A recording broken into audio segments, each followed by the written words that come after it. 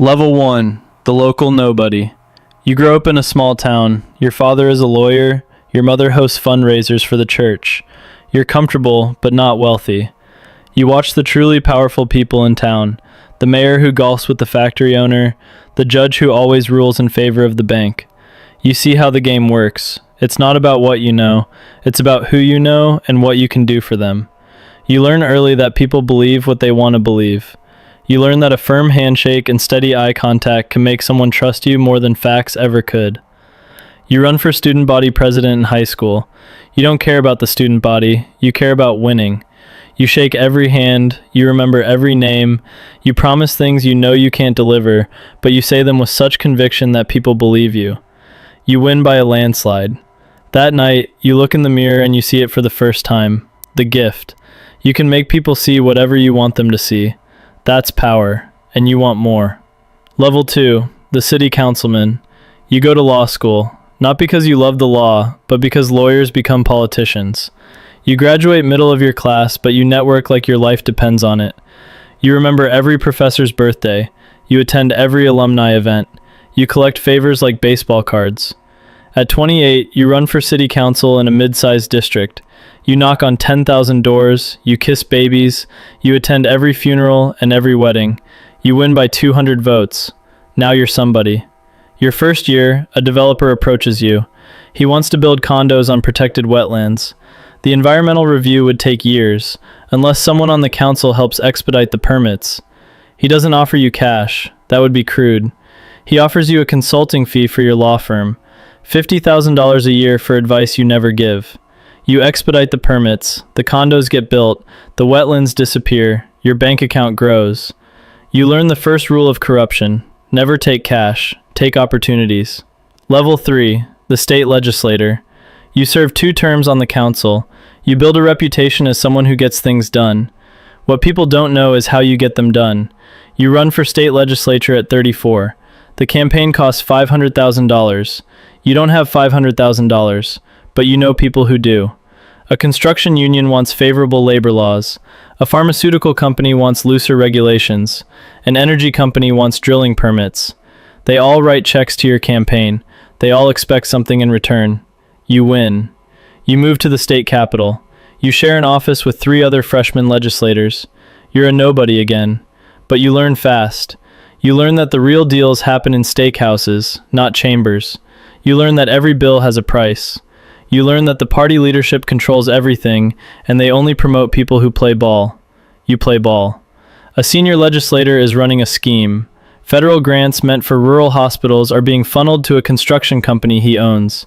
He needs votes to keep the scheme alive. You give him your vote. In return, he puts you on the appropriations committee. Now you control where the money goes. Now you have real power. Level 4, the party insider. You've been in the legislature for 6 years. You've built a network. Lobbyists take you to dinner 3 nights a week.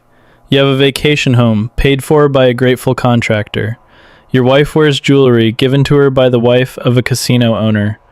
None of this is on paper. None of it can be traced. You've learned the second rule of corruption. Build layers. Never touch the money directly.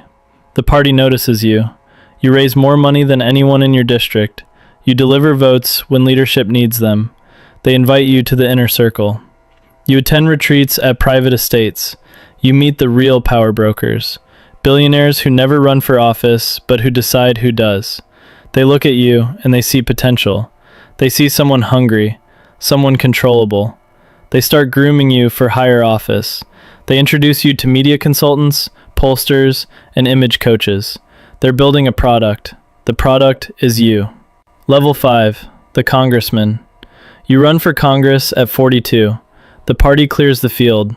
No serious primary opponent. They spend $3 million on your campaign. You win by 15 points. You move to Washington. You rent a shabby apartment near the Capitol because it looks humble in photos. Your real home is a condo in Georgetown, paid for by a lobbying firm that employs your college roommate. In Congress, the corruption is industrial. Defense contractors, insurance companies, tech giants. They all want something. They all pay for access. Your chief of staff used to work for a pharmaceutical lobby. Your legislative director will work for an oil company when she leaves.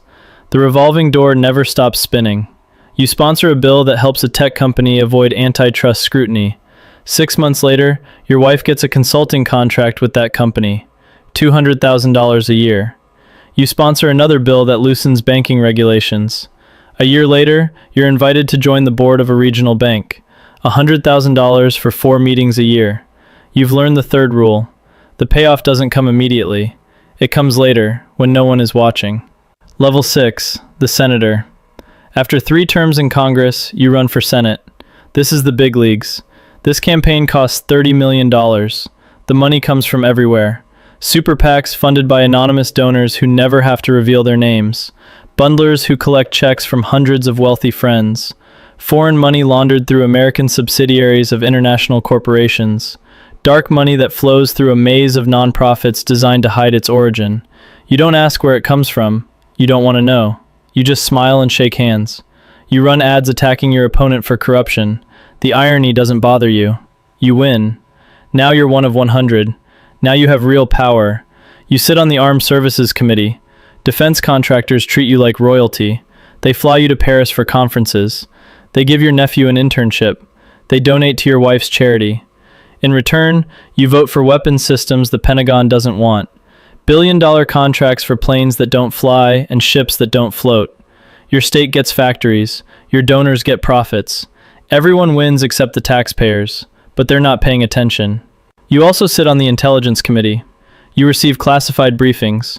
You know things about foreign governments that could move markets. Your brother-in-law makes some very well-timed stock trades. The SEC investigates but finds nothing. The evidence disappears. Read before they could look. Level 7, the presidential candidate. You've been in the Senate for 12 years. You're 62 years old. You've spent your entire adult life building to this moment. The party elders come to you. They've done the polling. They've run the focus groups. They think you can win. They offer you the full support of the machine, the donors, the operatives, the media connections. In return, they want assurances. They hand you a list of cabinet positions and judicial appointments. These names are non-negotiable. They represent decades of investments. You agree. The campaign is a performance. You fly from rally to rally, saying whatever each audience wants to hear. In the morning, you promise coal miners you'll save their jobs. In the afternoon, you promise environmentalists you'll fight climate change. None of it matters. The real agenda was written years ago in boardrooms you've never seen. You debate your opponent on television. You lie with absolute confidence. Fact-checkers count 47 false statements. Your poll numbers don't move. People don't vote for truth. They vote for the lie that feels the best. Election night. The returns come in. It's close. Lawyers stand by in 6 states ready to challenge any result, but you don't need them. You win by 70,000 votes across 3 states. You did it. You're the president-elect. Level 8. The president. Inauguration Day. You place your hand on a Bible you've never read and swear an oath you've already broken 1,000 times. The crowd cheers. Millions of people watch on television. They see a leader. They see hope. They see change. They see whatever they want to see. You wave. You smile. You're the most powerful person on earth. You have nuclear codes. You command armies. You can reshape the world with a signature. But you know the truth. You're a puppet who fought his way to the top of the stage. The strings are still there. They're just harder to see. The donors expect their tax cuts. The defense contractors expect their wars. The party expects its judges. You deliver.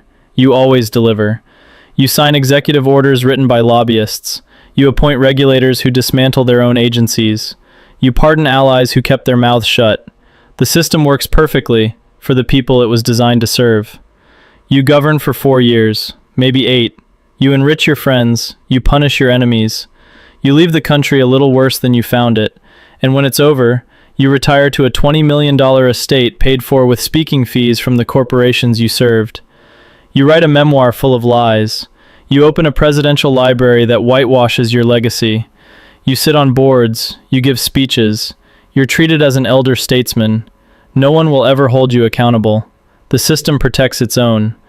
Somewhere, a young man is running for student body president. He's shaking hands. He's making promises he doesn't intend to keep. He's looking in the mirror and seeing the gift, that dangerous talent for making people believe. He doesn't know yet where it will take him, but you do. You were him once, And someday, he'll be you. The cycle never ends. It never even slows down.